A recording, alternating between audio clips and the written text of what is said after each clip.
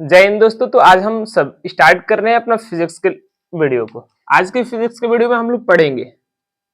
क्या तो समतल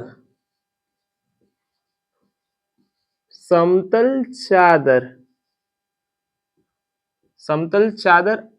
समतल आवेशित चादर समतल आवेशित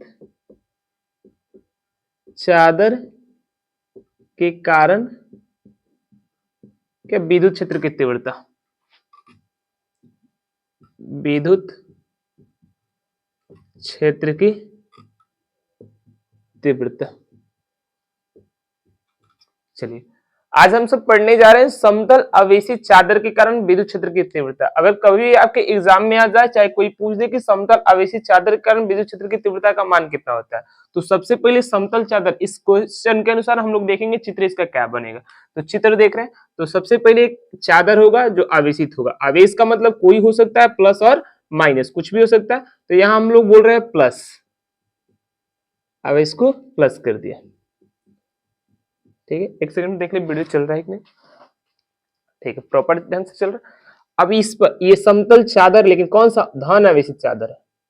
चादर इसको क्यों बोला जा रहा है, क्योंकि आप लोग जानते हैं चादर में क्या होता है, लंबाई और चौड़ाई होता है, इसलिए हम इसको क्या बोल रहे हैं, चादर बोल रहे हैं। अब इसके कारण आपको क्या करना है, विद्युत क्षेत्र की तीव्रता ज्ञात करना है। हो सकता है आप लोग किस बिंदु पर पूछे, पी बिंदु पर पूछे, हो सकता है क्यू बिंदु पर पूछे, हो सकता है आर बिंदु पूछे, यानी कुछ दूरी पर पूछेगा। तो कुछ दूरी पर हम मान लेते हैं क्या है, कौन बिंदु है, पी बिंदु है। उतना ही दूरी पर यहाँ एक कोई बिंदु होगा,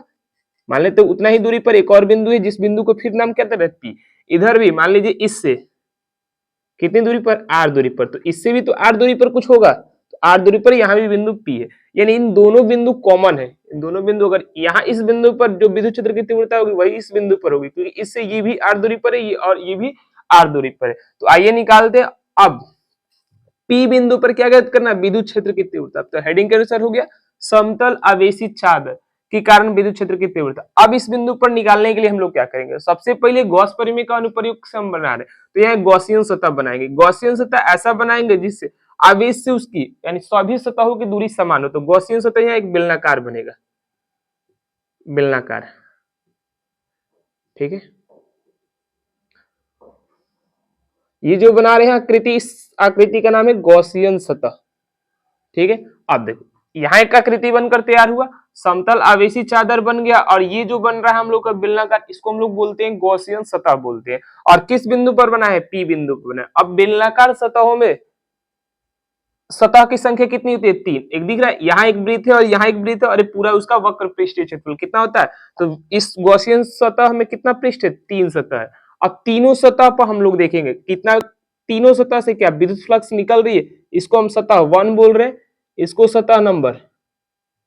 2 बोल रहे हैं, और इस बीच वाली सतह का नाम हम क्या दे रहे हैं, 3 दे रहे हैं। S1 S2 S3 भी दे सकते हैं, समझाने के लिए ले रहे हैं। इस वाले सतह का नाम 1 है,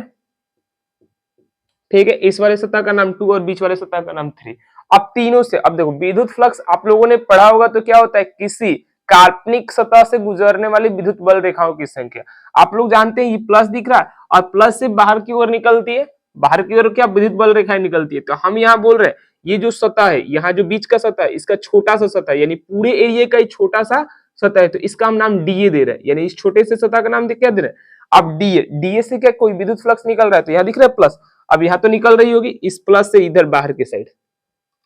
विद्युत बल रेखा, फिर इधर भी साइड तो निकल रही होगी बाहर की साइड विद्युत बल रेखा दिख रहा है, यानी 1 से निकल रही है, 2 से निकल रही है, क्या 3 से निकल रही है, देख लीजिए सब तो इधर ही साइड जाएगी, इससे भी निकलेगी तो इधर ही साइड जाएगी। अगर मान लीजिए इससे भी निकलेगी तो इधर ही साइड जाएगी, यानी 1 से निकल रही है, 2 से निकल रही है, लेकिन 3 से तो निकलते हुए प्रतीत। अगर मान लीजिए यहाँ भी प्लस है, इससे भी निकलेगी तो इधर साइड जाएगी, यहाँ भी प्लस है, इससे भी निकलेगी तो इधर बाहर साइड जाएगी। क्लियर, यानी तीनों दिख रहा है, 1 से जा रही है, 2 से जा रही है, 3 से नहीं जा रही है। यानी अगर हम चित्र अनुसार भी बोले तो 3 से कोई विद्युत फ्लक्स गुजर नहीं रही है। किससे गुजर रही है, 2 से गुजर रही है और 1 से गुजर रही है, 3 से गुजर नहीं रही है। यहाँ तीनों के तीनों किसको रिप्रेजेंट कर रहे हैं, तो विद्युत बल रेखा की, विद्युत बल रेखा को रिप्रेजेंट कर रहा है। और विद्युत बल रेखा की तीव्रता को मापने के लिए एक संकेत बनाया गया जिसको हम क्या बोलते हैं, ई बोलते हैं। चलिए अब तो यहाँ 3, अब देखो तीनों पर बारी बारी से हम लोग क्या देखेंगे इस पूरे सतह से, पहला इसका अगर हम लोग क्या व्यंजक देखें यानी विद्युत क्षेत्र की तीव्रता के लिए हम व्यंजक देखें तो पहला किसका उपयोग करेंगे, अगर देखेंगे एक से, दो से, तीन से कितना फ्लक्स जा रहा है यानी सतह से गुजरने वाला, क्या बोलेंगे, सतह से गुजरने वाला विद्युत फ्लक्स, विद्युत फ्लक्स। अगर कोई इसकी बात करे तो इसके लिए तो आपको फॉर्मूला बताया भी गया, क्या कि फाई इक्वल टू क्या होता है, अगर बंद सतह है तो यहाँ बंद समाकलन कहेंगे, और क्या ई और डी और उसके साथ कॉस का मल्टीप्लाई कर दीजिएगा, जो आता है वही क्या कहलाता है, सतह से गुजरने वाला विद्युत फ्लक्स कहलाता है। ठीक है, डैम श्योर आप समझ चुके हैं। अब यहाँ बारी होगा, सतह दिखा जाए बंद सतह, या बंद सतह है ना गॉसियन सतह, कितने भागों में डिफाइंड है, एक दो तीन, तीन भागों में यह बंद सतह डिफाइंड है, तो तीनों सतह से देख लेते हैं क्या विद्युत फ्लक्स गुजर रहा है, तो हम लोग यहाँ बोलेंगे फाई निकालने के लिए आपको क्या चाहिए, फाई वन चाहिए यानी सतह वन से गुजरने वाला विद्युत फ्लक्स चाहिए, फिर आप लोगों को क्या चाहिए, फाई टू चाहिए, फिर फाई थ्री चाहिए, इन तीनों को जोड़ेंगे क्या निकल जाएगा, बंद सतह से गुजरने वाला विद्युत फ्लक्स। अब बात ये होगी कि वन को कैसे निकाला जाएगा, तो वन को निकालने के लिए यहाँ देखेंगे सतह वन, सतह वन के लिए ई का मान क्या दिया है, उसके लिए क्षेत्रफल सदिश क्या दिया है, उसके बीच दोनों के बीच एंगल क्या दिया है, क्लियर, ये सतह वन यानी फाई वन का मान ये हुआ, फिर फाई टू का मान, फाई टू के लिए यहाँ वन को रिमूव कर रहे हैं,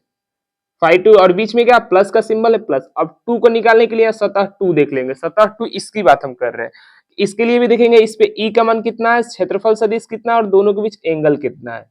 ठीक है, फिर बीच में देखेंगे प्लस, प्लस है तो प्लस, फाई थ्री निकालने के लिए सतह थ्री देखेंगे, सतह थ्री में भी देखेंगे ई का मान कितना है, डी ए कितना और दोनों के बीच एंगल कितना है, यहाँ हम लोग का phi one phi two phi three हो जाएगा। अब ये फाई फाई इक्वल टू सतह वन, सतह वन के लिए किसके किसके बीच, ई और डीए के बीच, डीए हम पहले भी बता चुके, डीए का मतलब इस सेंटर बिंदु से एक लंबवत रेखा खींच दीजिए, वही किसको रिप्रेजेंट करेगा, डीए को, डीए और ई दोनों का दिख रहा है हेड यानी मुंह किस तरफ है, एक तरफ है, यानी एंगल कितना है, जीरो, तो यहाँ S1 के लिए फाई का मान कितना हो जाएगा, ई डी हो जाएगा, क्योंकि यहाँ एंगल हम जब कितना पुट करेंगे, 0 डिग्री, कितना 0 डिग्री, तो S1 के लिए निकल जाएगा बीच में प्लस, फिर S2 के लिए यहाँ S2, फिर यहाँ ई, इसके लिए भी देख सकते हैं इस सतह से एक लंबवत रेखा खींच दीजिए, किसको रिप्रेजेंट करेगा, डी, डी और ई के बीच एंगल कितना है, तो 0 डिग्री, तो यहाँ भी कितना हो जाएगा कॉस 0 डिग्री। अब यहाँ स्पेस की कमी है, हम डायरेक्ट जीरो लिख रहे हैं, अब जीरो क्यों लिख रहे हैं, क्योंकि आप लोग देखिए सतह थ्री पर यहाँ अगर विद्युत बल रेखाएं की दिशा दिखी जाए तो ये है, लेकिन क्षेत्रफल सदिश की दिशा ये है, एंगल दोनों के बीच कितना 90 डिग्री, तो 90 डिग्री कॉस 90 का मान जब पुट करते हैं तो अब गुना कुछ करे, जीरो से गुना करेंगे तो उसका मान जीरो हो जाएगा। अब देखो वन से गुजर रहा है, टू से गुजर रहा है, थ्री से गुजर ही नहीं रहा है, तो हम फाइव थ्री से देख लिए कि कितना होता है, सूत्र के हिसाब से भी जीरो आ रहा है, क्योंकि एंगल दोनों के बीच कितना है 90 है। अब यहाँ भी देख रहे थे कोई भी बल रेखा तीन से गुजर भी नहीं रही थी। अब यहाँ ई है और देखो अब यहाँ एक पुट कीजिएगा तो इसका मान वन, इसका मान वन। चलिए अब देखो ई सभी के लिए अचर है, क्योंकि ई निकालने का फॉर्मूला क्या होता है, के, अब इतना नहीं समझा रहे, के क्यू बट्टा आर स्क्वायर, क्यू अचर आर अचर तो ई ऑटोमेटिक अचर, देख रहे हैं एक समान आवेश है और दूरी समान आ रही है, सबके लिए आ रही है, तो ई का मान अचर होगा। ई को क्या करेंगे, समाकलन से बाहर ही निकाल देंगे, अगर समाकलन पढ़े होंगे तो समझ रहे होंगे कि अचर मान बाहर आ जाता है, फिर अंदर क्या बच जाएगा डी ए, फिर प्लस, क्लियर, फिर यहाँ भी ई बाहर आ जाएगा, अंदर क्या फंस जाएगा डी ए, अब D A D A D A जोड़िएगा, यहाँ ए मिल जाएगा, यहाँ भी ए मिल जाएगा, तो दोनों यहाँ ई ए और यहाँ भी ई ए, फाई का मान कितना आ जाएगा 2E ए, ये आया इसके डिफिनीशन के अनुसार फाई का मान। अब आता है गॉस परिमेय के अनुसार, गॉस परिमेय के अनुसार फाई का मान कितना होगा, तो ये डेरिवेशन का फर्स्ट पार्ट है। सेकेंड पार्ट यहाँ देखते हैं किसके लिए डेरिवेशन कर रहे हैं, विद्युत क्षेत्र की तीव्रता के लिए, तो यहाँ डेरिवेशन को 2 देखते हैं। देखो इसके बाद नोट कीजिएगा, उसके नीचे इस चीज को लिख कर नोट कीजिएगा, क्या हम बोल रहे हैं, गॉस परिमेय के अनुसार, गॉस परिमेय के अनुसार, इनके अनुसार भी फाई का मान कुछ होता है, क्या होता है तो देख लेंगे, फाई फाई इक्वल टू होता है क्या, क्यू बट्टा क्या अपसाइलेन नॉट,